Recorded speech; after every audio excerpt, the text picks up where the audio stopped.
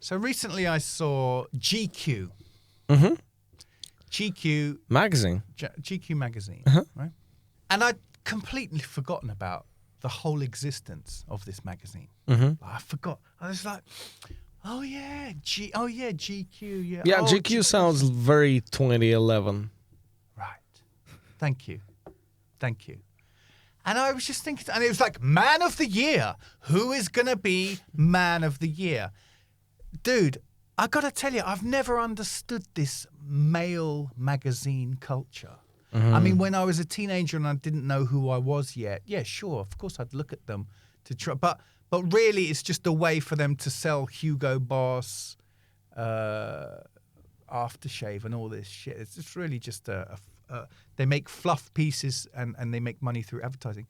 But exactly what you say, 10 years later or 20 years later, who cares? Absolutely. It's not it. But would you like to be Man of the Year? Because, I mean, someone like you, the way your career's going, maybe they would get in touch with you and say, hey, man, you're our Man of the Year, or you're on our short list of Man of the Year.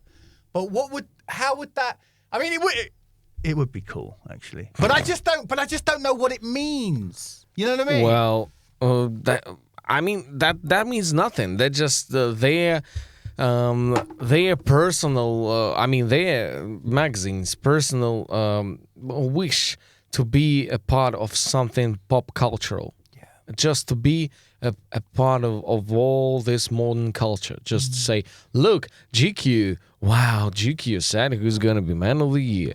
Wow. Interesting. Wow, really? Let's put some articles about that. So I think that's more. They're like, well, we've got only advertising inside. What should we put instead of it on some pages? Let's put our competition. And now a tough decision we got. We got very difficult, a lot of rivalry, but we had there. But now we decided that the Man of the Year is Morgenstern, and people like, yeah, It was, wasn't it? Was it him? No, he was a Woman of the Year. Woman of the Yeah, Woman of the Year. But you're with me. It seems completely irrelevant, all this stuff now. That's very already. That's kind of very old style, old fashioned, and I'm not. No, but I walk into the supermarket and I see it.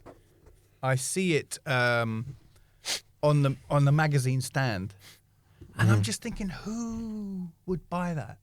Like, who is buying it? Why do they exist? And it's not that it makes me angry, but it's just a kind of, I don't understand. Like, nipanyamanya. Like, what are you still doing here? You know what I mean? Do you still exist? You're still here? You're so irrelevant to me. That's how to meet, on your, to came back on your neighborhood and to see the same guy who were bullying you in the school. That's it. And you're just like, you're here again standing on the street like bullying some kids from the school. And it's like, well, come on.